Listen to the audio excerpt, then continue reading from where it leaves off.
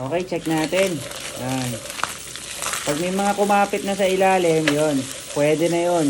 Papasukan natin ang sibuyas. Yan. Tapos, yan. Green bell pepper. Tapos, halo lang ulit. Yan. Haluin nyo lang na mag-combine lang yan. Yung mga mushroom. Ito may mushroom, kaya sinama ko na. Yan na. Pwede na itong ilagay sa taas ng pizza, guys. Yun.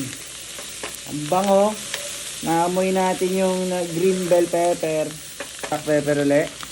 Doña Elena na diced tomatoes. Yan.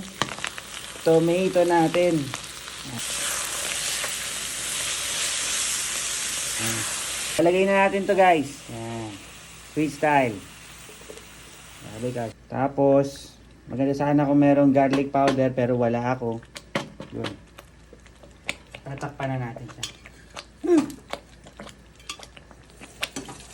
Uy, gago! Ay! Okay, eto na yung pasta natin. Puputulin po na. Joke lang. Yan, lalagay lang natin siya ng paganyan. Okay. Natin kanina. Ako rin babanat niyan. Pagugo!